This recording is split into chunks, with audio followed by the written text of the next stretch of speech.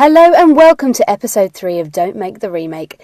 Finally, what a summer it has been, and to bring us into the winter months, we've got some great movie treats coming up. Just to remind you all of the premise, every episode I have a special guest pick their favourite film they've never seen under these conditions. It must have been released before 1975, they can't have already seen it, and it can't have already been remade. Yet. For this show, it is officially Ladies' Night, and my guest this week is the gorgeous bundle of joy that is Ashley Kaplan.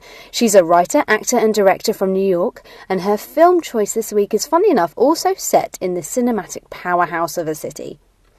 Last time we had Serpico in gritty Greenwich Village in Queens, but for this episode we are moving much more Upper East Side with the classic How to Marry a Millionaire starring Lauren Bacall, Betty Grable and of course Marilyn Monroe.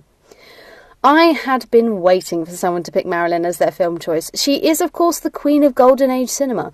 However, the performances of all three ladies in this film are all quite competitive. We all know the story of Marilyn Monroe is as tragic as it is empowering. But I feel this is actually one of her stronger moments on screen. The film shows three single, penniless women on the quest for the finer things in life. But of course, they find the real message is that love is more important than money. And don't we all need to hear that every day? So onwards and upwards to How to Marry a Millionaire with Ashley Kaplan. Enjoy. So, welcome to our third episode of Don't Make the Remake. I'm absolutely ecstatic to welcome Ashley Kaplan as my guest. Special guest of honour.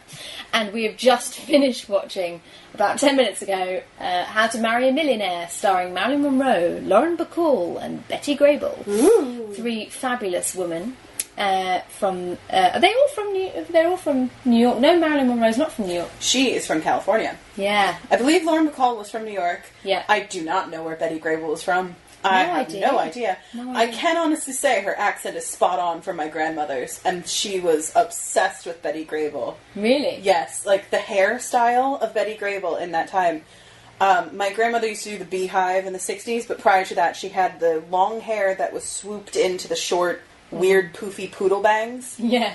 I don't know why. She did not pull it off. I love her, but she didn't. I wonder when the poodle bangs are going to come back. I really hope they never do. They're just really hard to maintain, and in hot weather, that would suck. My God. But, like, yeah, if she's, like, skiing, she's doing all of this sort of mountain ranging and walking through snow, and yet hair's still completely intact. I bet there's just a shit ton of hairspray in there. Oh, if it's not hairspray, it's definitely mousse. Yeah, something. She probably killed a moose in the middle of Maine, and I'm saying that as quote-unquote Maine, because that's not Maine. Yeah, and then you've got Lauren Bacall, who's just... she's just an entity in herself. Iconic is the word. Yeah. Seriously, every outfit that these women were wearing was either stunning or horrendous. But Lauren Bacall's outfits, all of them, except this one giant poofed out arm piece, I don't know why, was flawless. They could be worn today. There was a green one that Rosie and I were talking about. If it didn't have that brown fur trim and the giant corsage in the middle of her clavicle, we would be very grateful for that kind of fashion to come back. Yeah. But this is actually a good talking point, because, if you're, I'm really sorry to say, if you're anti-fur or anti, animal skinning of any kind, probably best to avoid this movie. Yeah. If it repulses you. It's not a good animal rights film or a non-racist film. It's not so good on the PC culture. To be fair, it probably was at the time. It's not now. I feel like the director was like, yeah, we're going to include fashion from all over the world, but we're going to use the whitest models that we have. To be fair, there was one model who was not Caucasian. Okay. She was Hispanic, but she was wearing the most racist outfit. It was this giant frond hat with the basket also made of the same material. Inspired by Thai. Inspired by Thailand. Inspired by Thailand. And yet it looked slightly Egyptian. Yeah. She was wearing this blue cap in the hat, because the hat was like a whole nest, and you put it on, and it was giant. It was bigger than the Friends Rachel hat at the beach. I was just expecting the next model to come out dressed as a Native American. Like, literally, that was the next line it could have drawn. I really wish you hadn't said that, because I'm sure that was why those other two outfits were cut. But it is funny that the amount of fur in this film is just extraordinary. It really is. And you wonder how much money was spent on all of that fur. Literally every single scene, rain nor shine, because it happens over the course of a year. And it snowed and rained. Yeah, and they all wore fur, every single scene. Yeah. I think the only scene we didn't see Lauren Bacall wearing fur was her wedding, where everyone else was playing with fur on her bed. Maybe that... Oh!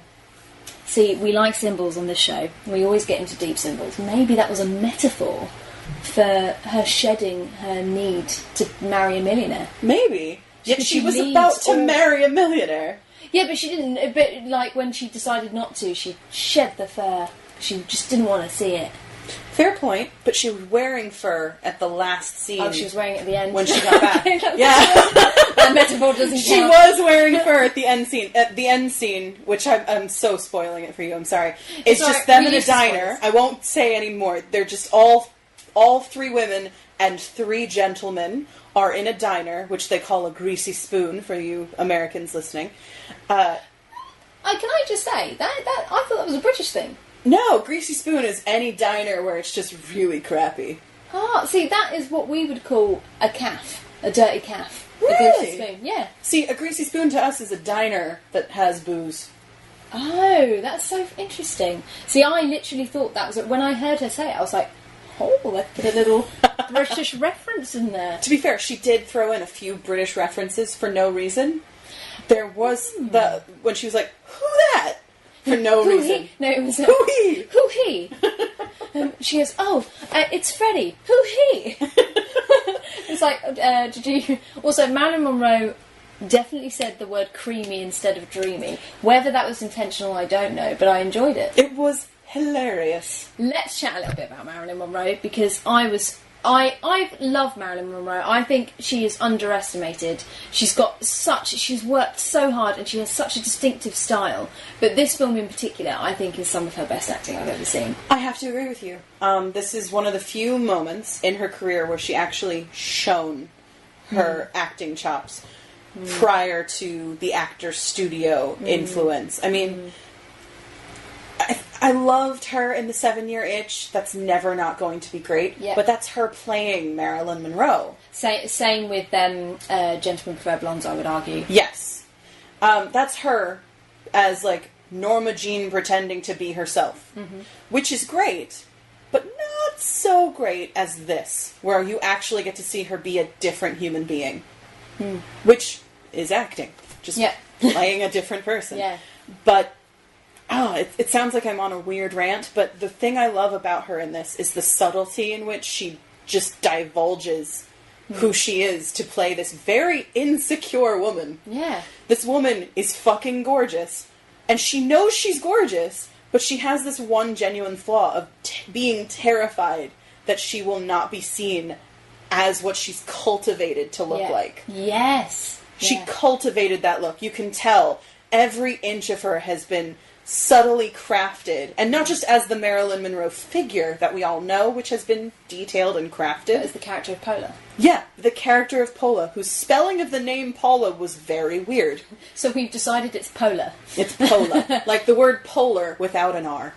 But it's, what I also love about this film, because this actually, growing up as a kid in the 90s who needed glasses, you saw films like The Princess Diaries and She's All That, where she wears glasses, she takes them off. Suddenly she's beautiful. But she was beautiful with glasses. Yeah, they were beautiful with glasses. But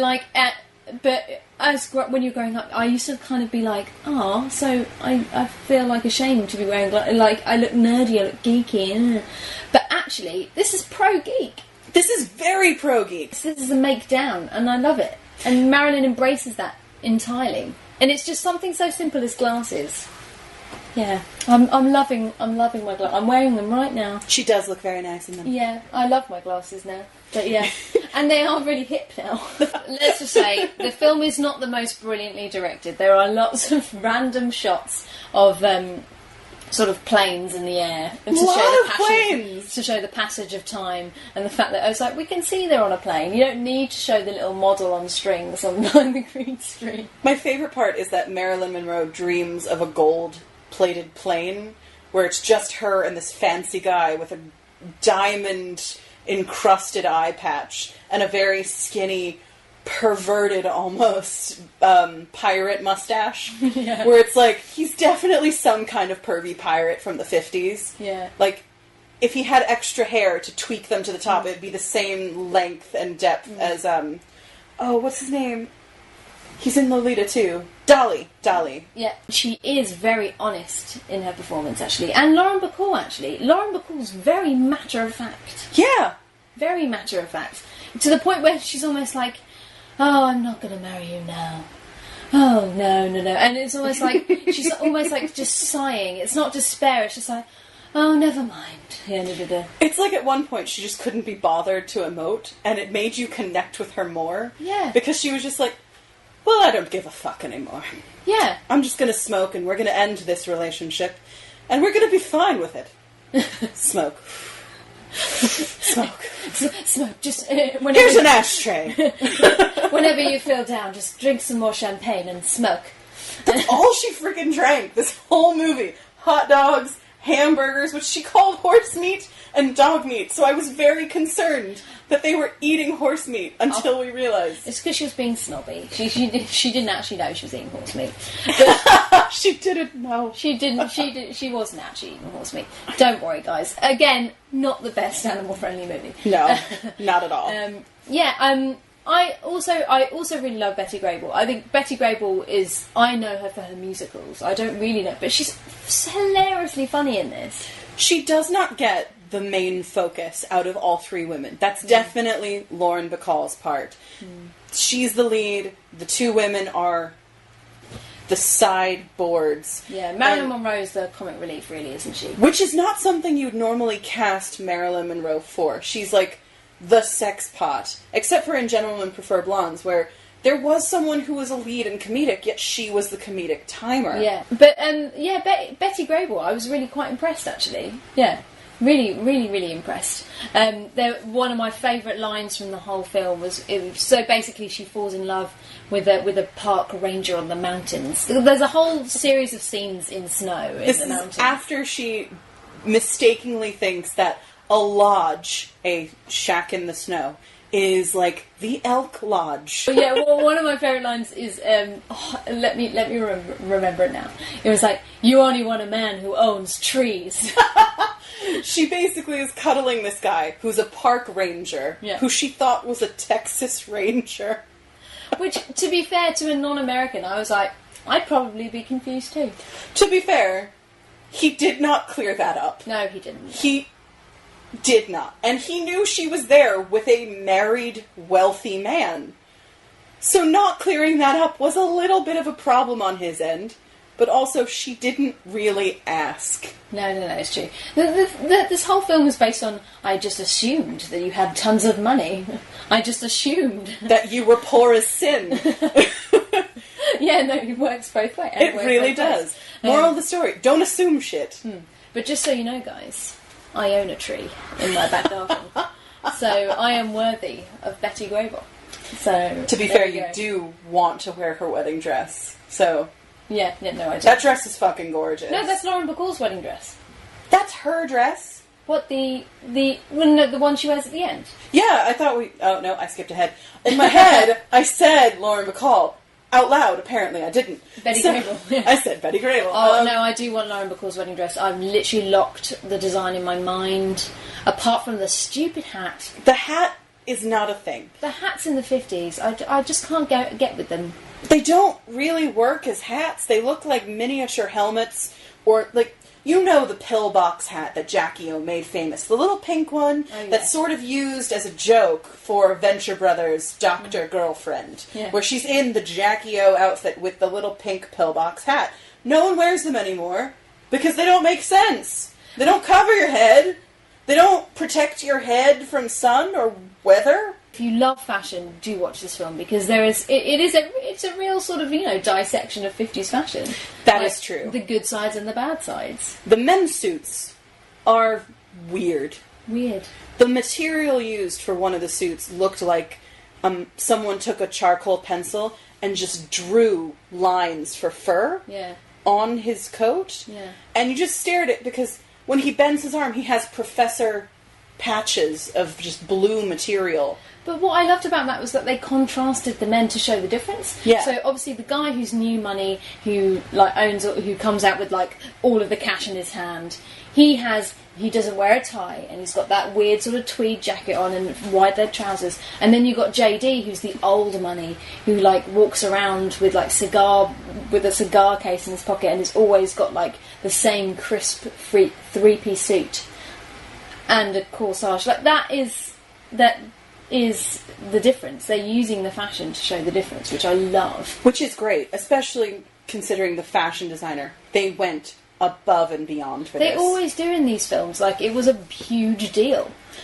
Even more so than it is now. I think the closest film I can think of that really celebrates fashion in that way probably is Sex and the City, or Devil Wears Prada. See, I was thinking another 1930s film instead of contemporary stuff because of the women. Oh yeah, of course. The women has a fashion montage that is not cut. The women has constant just fashion, and it's black and white, so you don't know what the colors were. You just know the patterns were phenomenal. Yeah, and the hats were still horrible. You just need to name any Audrey Hepburn film, and designers went crazy for it. True. And Marilyn Monroe. Yeah. She had a favourite designer around this time as well, so they made her clothes specific through that one man. I know there's this famous story of the diamond dress that she wore to sing Happy Birthday to the president, where they sewed her into it. Really? She ripped it because she got so drunk, and they had to sew it back up. At the party? That's why it took her so long to get onto the live show. She was supposed to open, and she ripped it because she had a fit and was drunk, and they had to sew it back up. And the material was so thin, and the dress was so tight that she couldn't sit in it. That's awful. I mean, some of the things they wear, Marilyn Monroe comes out in this amazing bathrobe, which I want, by the way. It has a corset! With a corset. And I just think, give your waist a break, you're coming out the bath. And if she's not, is she just lounging in a corset? Can I be that glamorous one day in my life? One of these days, I'm going to lounge like Marilyn Monroe, eating a hot dog, with a glass of champagne in my hand on my roof terrace, with my legs elegantly crossed. You're vegetarian. You're not eating a hot dog. Of course. Anyway, vegetarianism aside, I'd be sitting on the roof terrace with my champagne, looking like Marilyn Monroe. That's my aim in life. See, you have the hair to do Lauren Bacall, though. Yeah, I mean, Lauren Bacall is stunning in her own way. She's just so tall and elegant, and she just carries herself. She's got this great, dynamic of literally, she's got a great power over the men on the screen.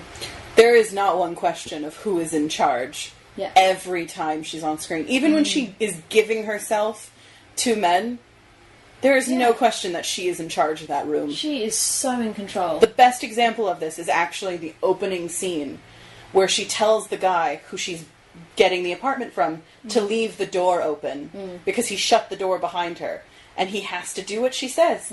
And then she's just like, I'm going to take the apartment. Here's the check. Go. Bye-bye. Shuts the door in his face. Yeah. And he's trying to ask her for stuff, and she just shuts the door. She calls a person and goes, bingo. Yeah. That's her first line to another woman.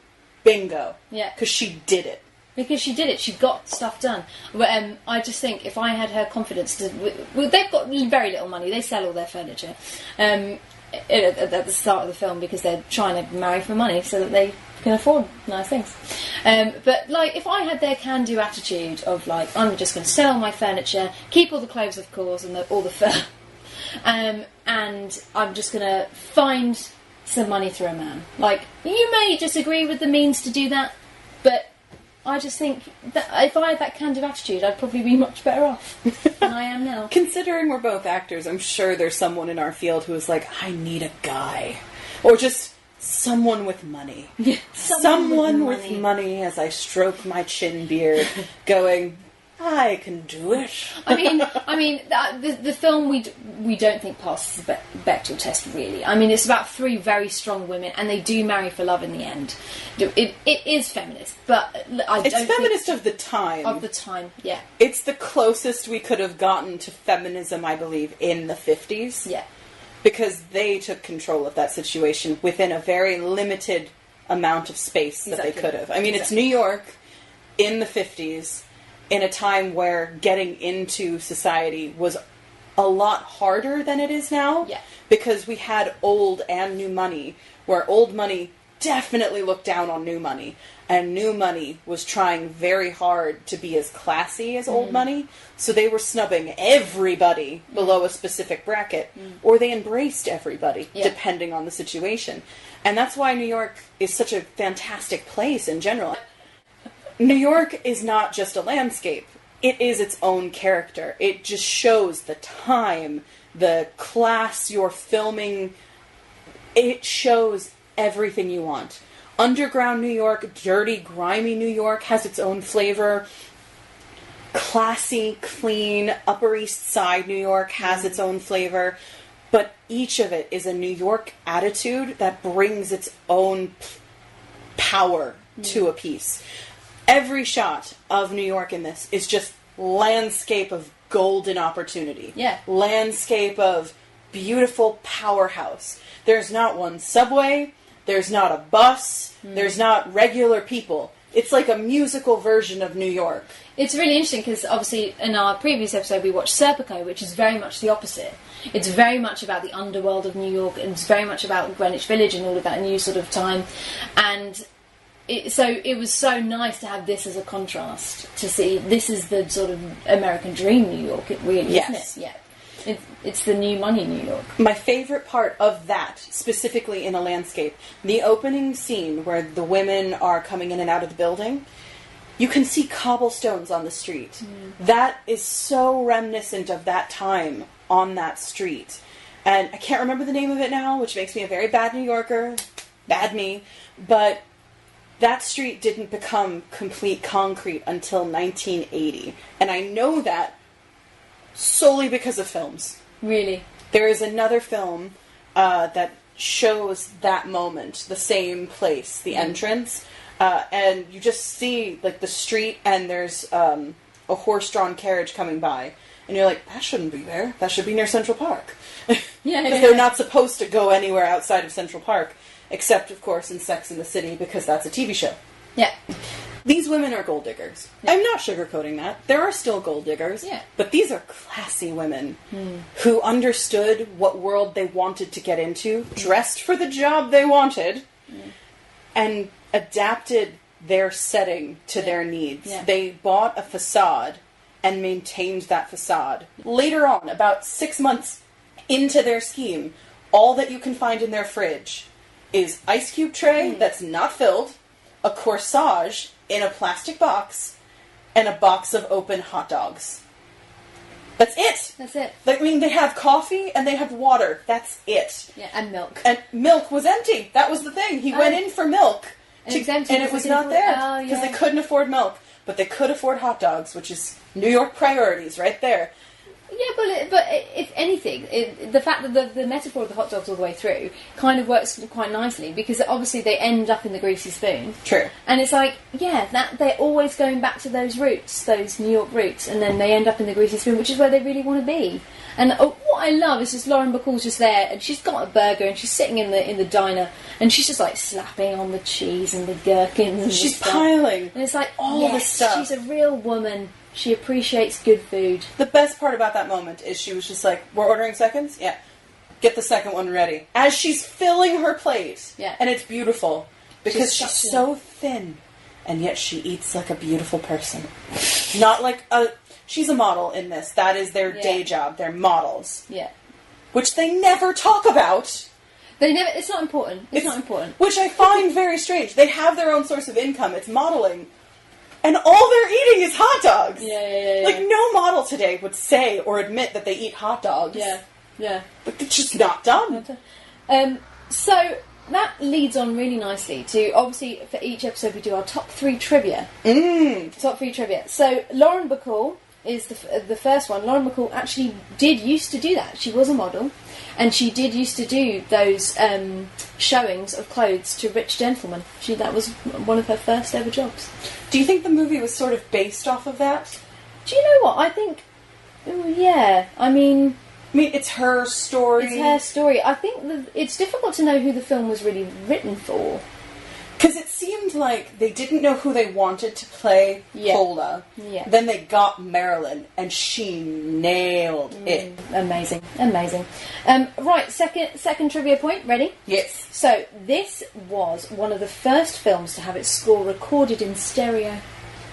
That's why the end scene was with the whole orchestra. So, they got this, pointless 5-second scene of an orchestra at the end doing the final closing bit of the score, and it's like, why? You don't need that there. It's not like they're coming on for a musical number. They opened the whole thing with a song, like a chorus singing New York, New York, and it wasn't the New York, New York. It was just a song about New York. Song about New York, and it was very peppy and like, oh, I can do anything because I'm in New York. Woo! Yeah.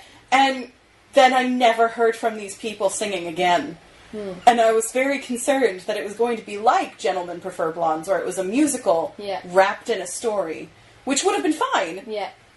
But I saw the trailer. There was not one dance number, so I was concerned. Yeah. And my last trivia fact, which is lovely, and this just shows the camaraderie of female actresses. So obviously Marilyn Monroe is constantly going through a difficult patch. There's never a day when she's not. She's got terrible nerves. It takes her ages to get out of the trailer. She constantly has issues with being on camera. That and she can't sleep. That and she can't sleep. She's got insomnia at the time. She's going through difficulties with her marriage. Who's she married to at this stage? Joe DiMaggio? Yes. This was DiMaggio. Yeah. And this was before 7 Year Itch. 7 Year Itch was what broke them. Yeah. So this is like... So... Things aren't great for Marilyn usually, unfortunately, to our dismay. But but Betty Grable and Lauren Bacall took it upon themselves to make her feel really comfortable on set, and I just think that's really, really nice. So there's this one part when they were doing a photo shoot for the film, and Betty Grable happens to notice that Marilyn Monroe's toes need painting. So Marilyn Monroe gets herself in a bit of a stew about this. And it's like, oh, and so Betty Grable gets her own nail polish out of her bag and does it for her. See, that's such a bonding moment. Especially, like, we're both actors, so we know, like, if we were in, like, a jam, we'd instantly be like, what can we do to fix it? Yeah. But back in the day, Marilyn was already such a big powerhouse. Yeah. And for another actress to just be like, let's just chill. That she didn't have very many female friends that she could rely on, so that and bearing in mind, Marilyn Monroe was like very much the vehicle of the film. The two girls were probably overshadowed by her massively marketing wise, so they could have. It would have been in there almost. You would have assumed that they would have had some resentment towards that, but no, they were just like, it is what it is. We're going to help her out. Like, it's great, and I just think that is just fabulous, and it always comes across on screen. To be fair, 20th Century Fox did do a number on Marilyn when it came to the contracts. Like, they tried very hard to just push her down instead of shine her, which is weird. Yeah. She brought them so much money, and she did not earn nearly a tenth of that money. No, not really. Like, Lauren Bacall and Betty made more off this movie than she did. Really? Yes. Oh gosh.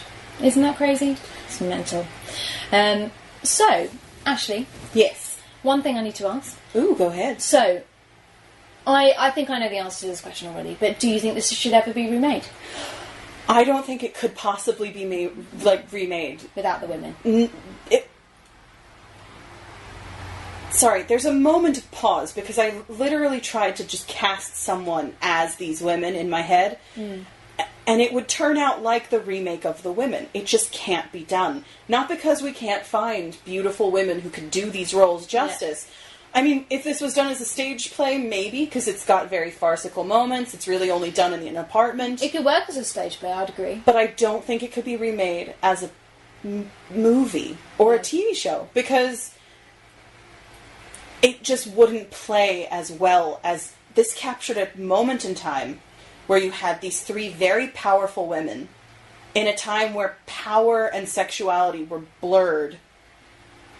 And they Massively. nailed every single moment. There's not one moment where they're on screen where I'm bored or I'm thinking someone else could be doing this better.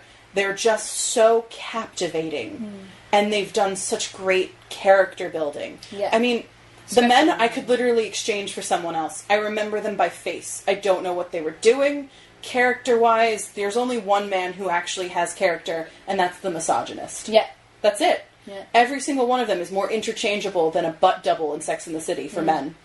Yeah. And still, these women, I know exactly what's going on for them every moment, every frame. And you connect to them, even though they live in a completely alien world to me. I connect to their situation. My God. They're three broke women. Gorgeous, Three hardworking broke women. women who've decided, I am not going to live this way anymore. Yeah. Completely. That's a story that any single person could just go, I get that.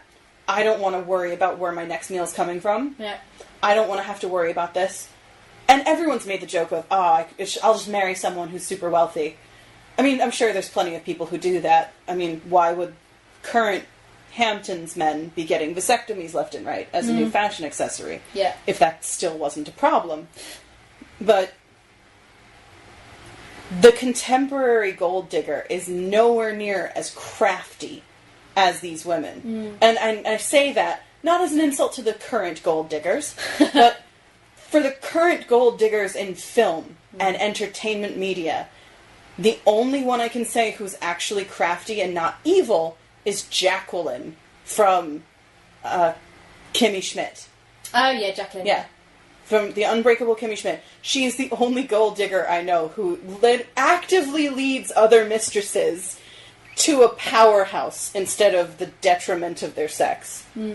Because a lot of these women portrayed as gold diggers seem to be less than intelligent. Because I don't know why. Maybe that's easier to portray. But a lot of these women are making really hard choices. And these three, Marilyn, Lauren, and Betty, have decided they're just done. Yeah. This is it.